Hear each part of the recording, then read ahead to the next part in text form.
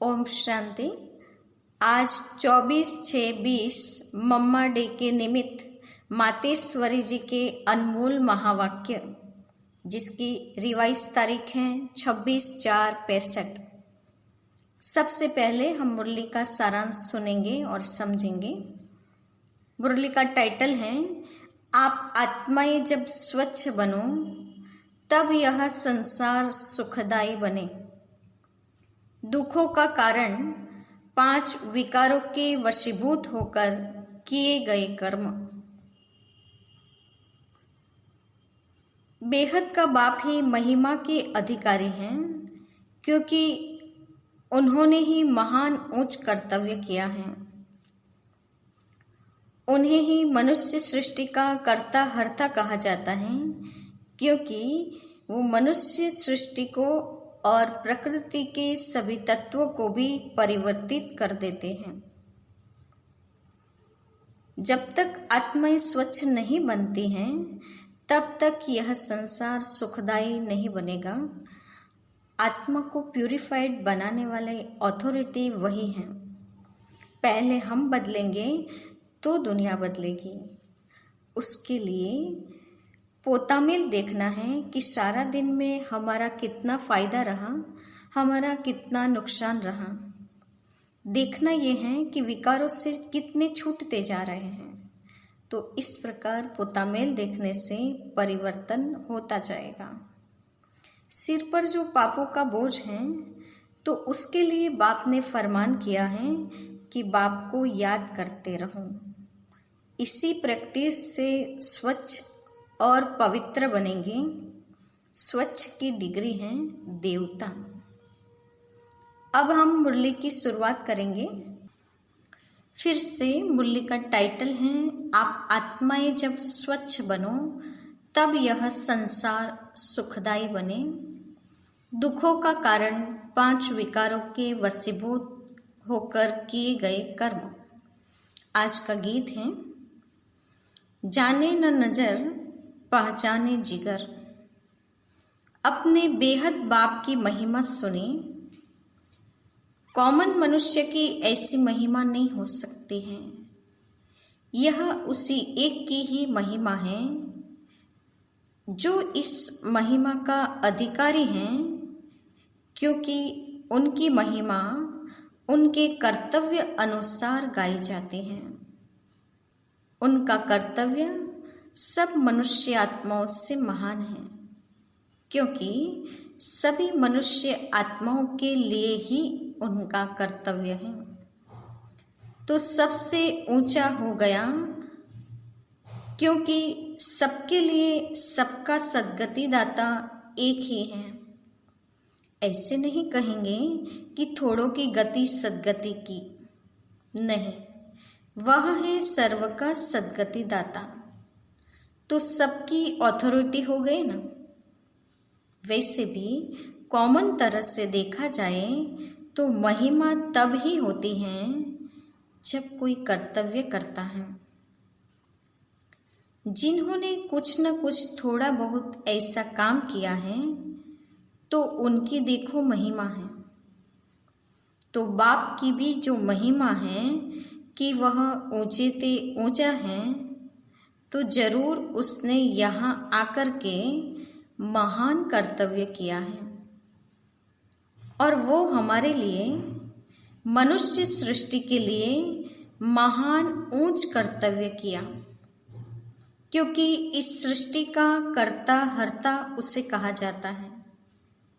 तो उसने आकर के मनुष्य सृष्टि को ऊंच बनाया है। प्रकृति सहित सबको परिवर्तन में लाया है, लेकिन किस युक्ति से लाया है? प्रकृति सहित सबको परिवर्तन किया, तो किस युक्ति से किया है? प्रश्न है।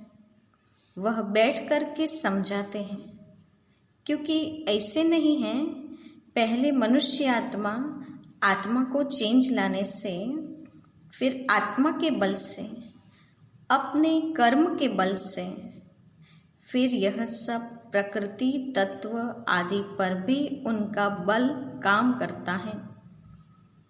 लेकिन बनाने वाला तो वह हो गया ना, इसलिए बनाने वाला वो, परंतु बनाते कैसे हैं? जब तक मनुष्य आत्मा ऊंची न बने तब तक आत्मा के आधार से शरीर, प्रकृति, तत्व आदि यह सभी नंबरवार उसी ताकत में आते हैं। उससे फिर सारी सृष्टि हरी भरी सुखदाई बनती है। तो मनुष्य सृष्टि को सुखदाई बनाने वाला बाप जानता है कि मनुष्य सृष्टि सुखदाई कैसे बनेगी। जब तक आत्माएं स्वच्छ नहीं बनी है तब तक संसार सुखदाई नहीं हो सकता है। इसलिए वो आकर के पहले पहले आत्माओं को ही स्वच्छ बनाते हैं। अभी आत्मा को इम्प्यूरिटी, अस्वच्छता लगी है, पहले उस इम्प्यूरिटी को निकालना है। फिर आत्मा के बल से हर चीज से उनकी तमोप्रधानता बदल करके सतोप्रधानता होगी, जिसको कहेंगे कि सभी गोल्डन एज में आ जाते हैं। तो यह तत्व आदि सब गोल्डन एज स्टेज में आ जाते हैं, परंतु पहले आत्मा की स्टेज बदलती है। तो आत्माओं का बदलाने वाला अर्थात आत्माओं को प्यूरिफाइड बनाने वाला फिर अथॉरिटी वो हो गया ना। तुम देखते हो ना कि अभी दुनिया बदलती जा रही है। पहले तो अपने को बदलना है। जब हम अपने को बदलेंगे तब उसके आधार से दुनिया बदलेगी। अगर अभी तक हमारे में फर्क नहीं आया है, अपने को ही नहीं बदला है, तो फिर दुनिया कैसे बदलेगी?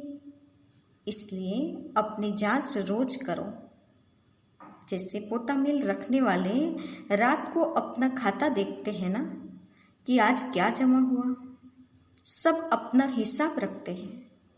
तो यह भी अपना पोता मिल रखना है कि सारे दिन में हमारा कितना फायदा रहा, कितना नुकसान रहा।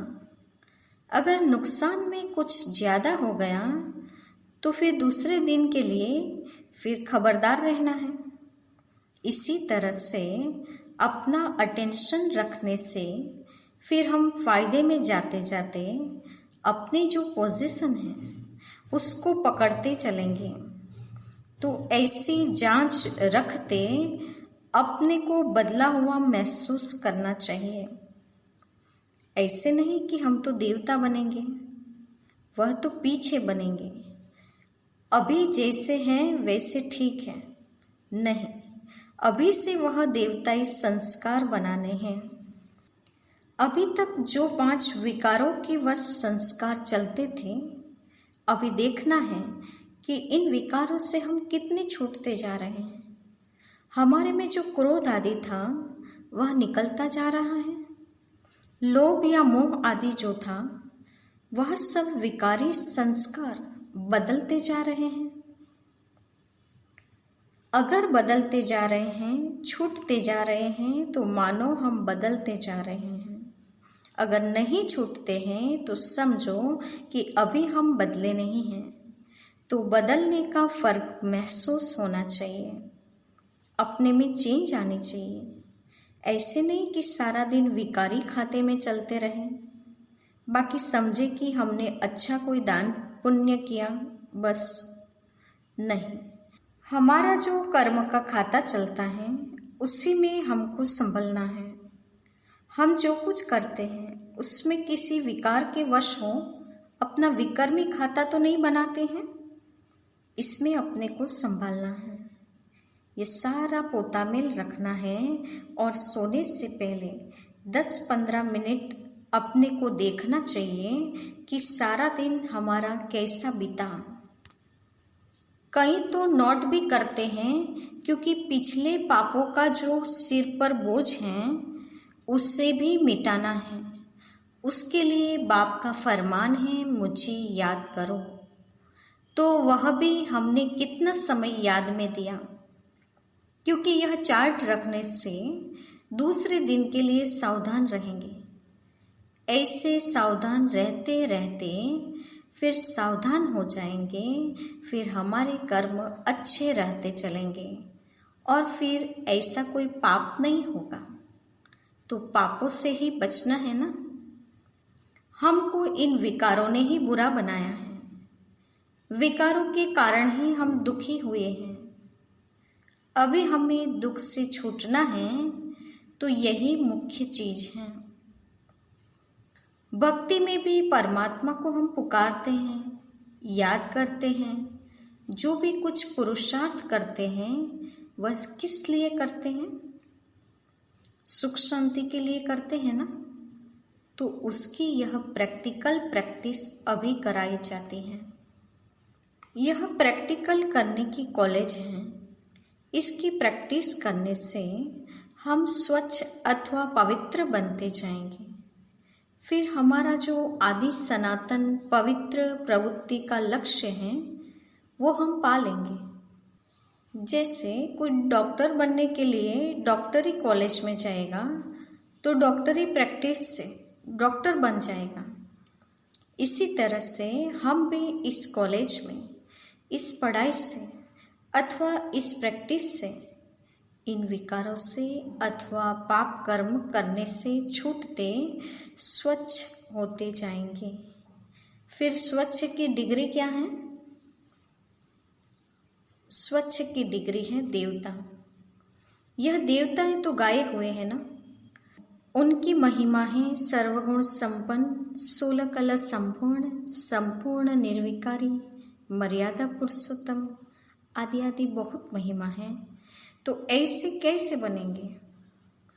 ऐसे नहीं कि हम तो बने बनाए हैं, नहीं, बनना है क्योंकि हम ही बिगड़े हैं, हमको ही बनना है। ऐसे नहीं देवताओं की कोई दूसरी दुनिया है, हम मनुष्य ही देवता बनने हैं। वह देवता ही गिरे हैं, अब फिर चढ़ना है।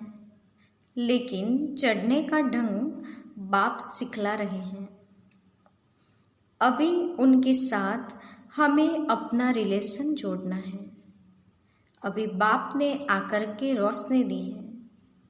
आखिर तुम मेरे हो, अभी मेरे हो करके कैसे रहूं?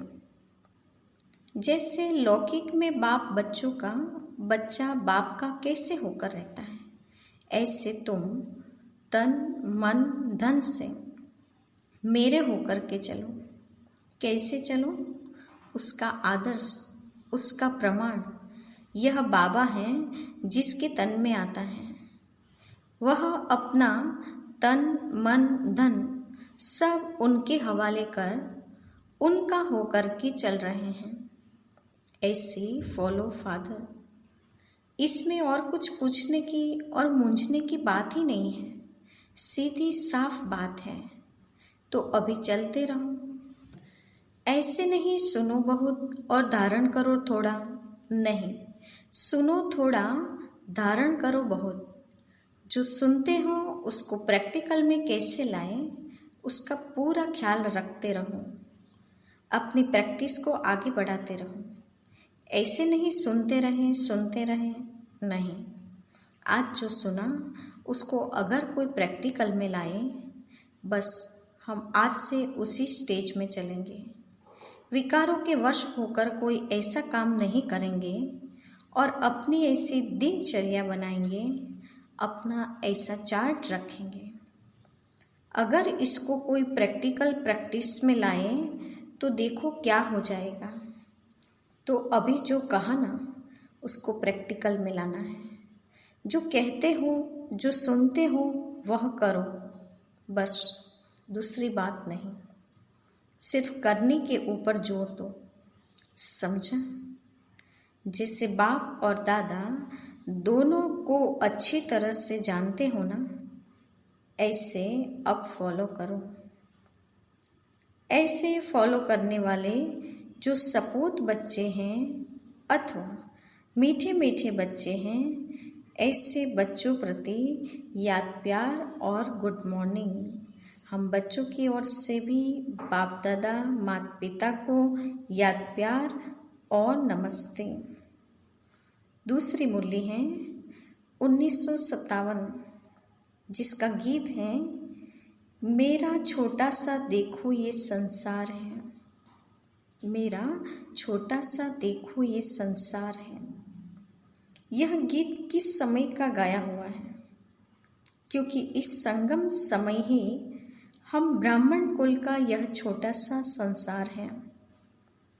यह हमारा कौन सा परिवार है, वह नंबरवार बतलाते हैं।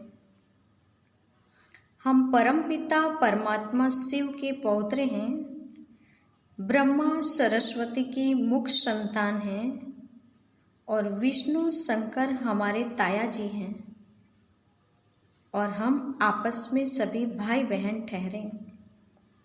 यह है अपना छोटा सा संसार। इनके आगे और संबंध रचा ही नहीं है।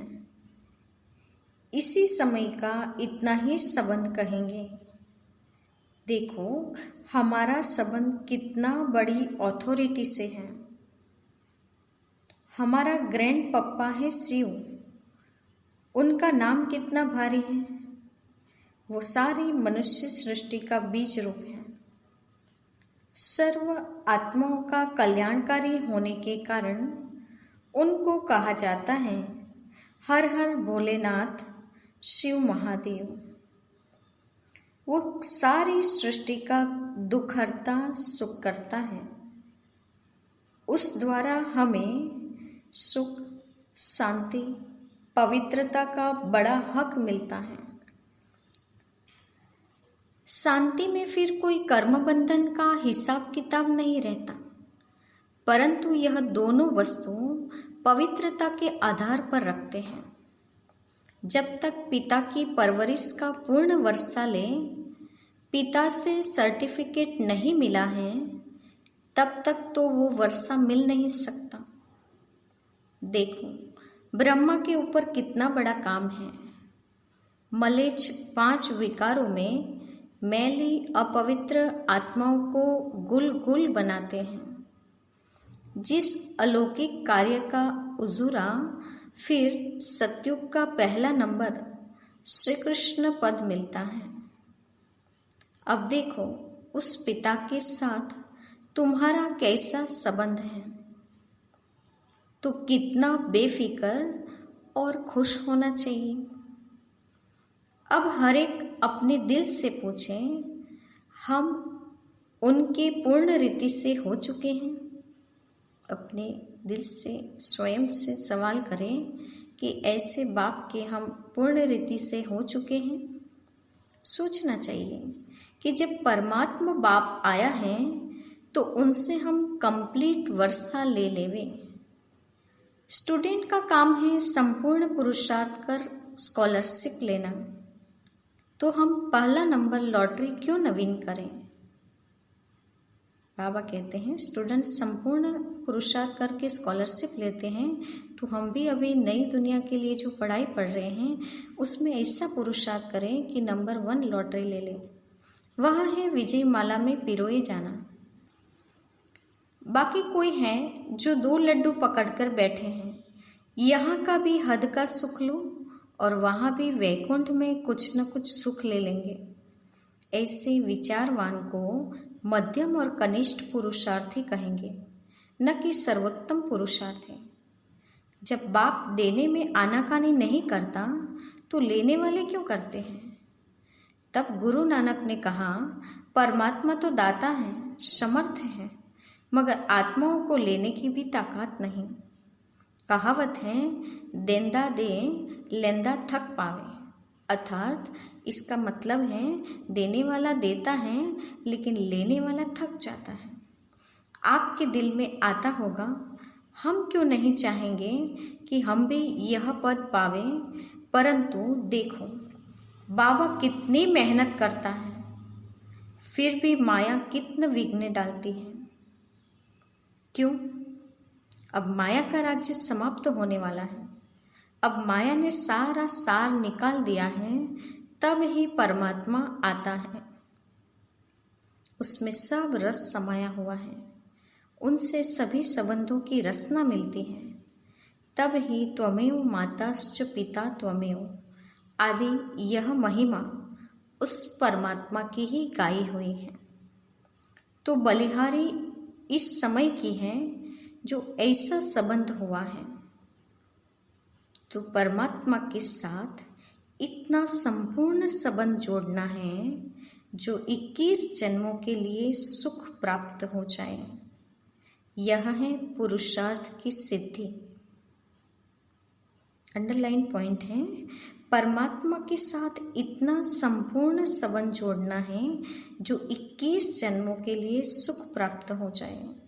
यह है पुरुषार्थ की सिद्धि। परंतु 21 जन्म का नाम सुन ठंडे मत पड़ जाना। ऐसे नहीं सोचना कि 21 जन्मों के लिए इतना समय पुरुषार्थ भी करें, फिर भी 21 जन्मों के बाद गिरना ही है तो सिद्धि क्या हुई। परंतु ड्रामा के अंदर आत्माओं की जितनी सर्वोत्तम सिद्धि मुकर्रर है वो तो मिलेगी ना। बाप आकर के हमें संपूर्ण स्टेज पर पहुंचा देता है, परंतु हम बच्चे बाबा को भूल जाते हैं तो जरूर गिरेंगे। इसमें बाप का कोई दोष नहीं है। अब कमी हुई तो हम बच्चों की। सतयुग त्रेता का सारा सुख इस जन्म के पुरुषार्थ पर आधार रखता है, तो क्यों न संपूर्ण पुरुषार्थ कर अपना सर्वोत्तम पार्ट बजाएं। क्यों न पुरुषार्थ कर वह वर्षा ले लेवे। पुरुषार्थ मनुष्य सदा सुख के लिए ही करता है। सुख दुख से न्यारे होने के लिए कोई पुरुषार्थ नहीं करता। वो तो ड्रामा के अंत में परमात्मा आए सभी आत्माओं को सजा दे, पवित्र बनाए, पाठ से मुक्त करेंगे। यह तो परमात्मा का कार्य है। वो अपने मुकर्रर समय पर आपे ही आकर बताता है। अब जब आत्माओं को फिर भी पार्ट में आना ही पड़ेगा तो क्यों न सर्वोत्तम पार्ट बजाएं। अच्छा, मीठे मीठे बच्चों प्रति माँ का याद प्यार। हम बच्चों की ओर से भी माँ को याद प्यार और नमस्ते। आज का वरदान है, बाबा शब्द की स्मृति से कारण को निवारण में परिवर्तन करने वाले सदा अचल अडोल भव। बाबा शब्द की स्मृति से कारण को निवारण में परिवर्तन करने वाले सदा अचल अडोल भव।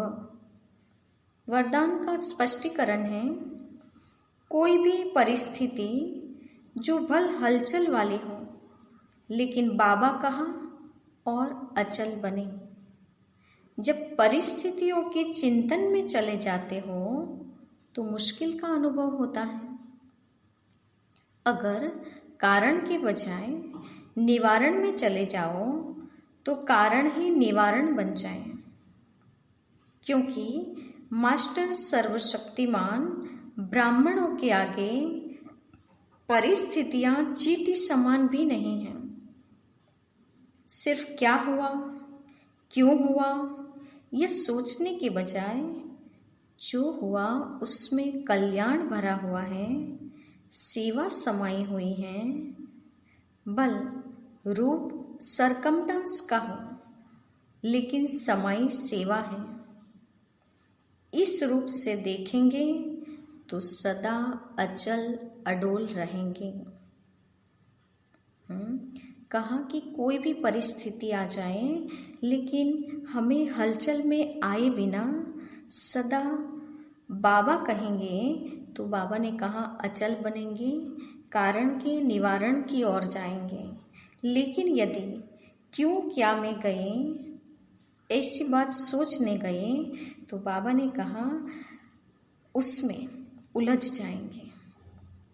क्योंकि ब्राह्मणों के सामने बाबा ने कहा कि चींटी के समान है परिस्थितियां, लेकिन हम उस चींटी को सोच सोच कर उसे कारण को निवारण की ओर नहीं जा सकते हैं। इसलिए कोई भी परिस्थिति आए लेकिन उस समय सोचे हर बात में कल्याण समाया हुआ है, हर बात में सफलता है, हर बात में सेवा समाई हुई है। ऐसे सकारात्मक सोच से कारण से निवारण की ओर सहज जा सकेंगे और अचल अडोल स्थिति को पक्का बना सकेंगे। आज का स्लोगन है, एक बाप के प्रभाव में रहने वाले किसी भी आत्मा के प्रभाव में आ नहीं सकते। एक बाप के प्रभाव में रहने वाले किसी भी आत्मा के प्रभाव में नहीं आ सकते। अर्थात हमें सदा बाप के आकर्षण में रहना है, तो दुनियावी कोई भी आकर्षण हमें अपनी ओर खींच नहीं सकता। आज के मुख्य पॉइंट्स हैं, मनुष्यों की महिमा कॉमन होती है, लेकिन एक बाप की महिमा इसलिए है क्योंकि उन्होंने मनुष्य सृष्टि के लिए महान ऊंच कर्तव्य किया है। मनुष्य सृष्टि को ऊंच बनाया, प्रकृति सहित परिवर्तन किया। आगे आत्मा की इम्प्योरिटी को निकाल प्यूरिटी अर्थात स्वच्छ बनाना, ये ऑथोरिटी बाप का ही काम है और उसके लिए हमें पोतामेल रखना है कि विकार छूटते जा रहे हैं, हम बदलते जा रहे हैं, ये चेक करना है। जब हम बदलेंगे तब दुनिया बदलेगी। सुख शांति की प्रैक्टिकल प्रैक्टिस इस कॉलेज में ही की जाती है। जो सुना है उसे अब प्रैक्टिकल में लाएं, जो सुनते हैं वह करो, करने पर जोर देना है।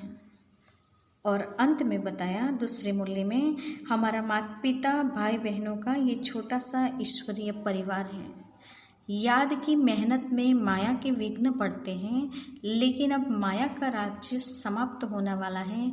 अब माया ने सारा सार निकाल दिया, तब परमात्मा आए हैं। अब सर्व संबंधों की रचना बस एक बाप से लेनी है, तब परमात्मा से सर्व संबंधों की अनुभूति कर सकते हैं। यदि क्यों, क्या या कैसे में गए तो कारण में फंस जाएंगे। तो कारण में फंसने के बजाय एक बाबा शब्द की स्मृति और सब में कल्याण समाया हुआ है, सब में सेवा समाई हुई है, ऐसी सकारात्मक भावना से निवारण की ओर जा सकते हैं। तो कारण शब्द समाप्त करो और निवारण की ओर आगे बढ़ना है। सदा एक बाप के प्रभाव से सदा प्रभावित रहना है। अच्छा, ओम शांति।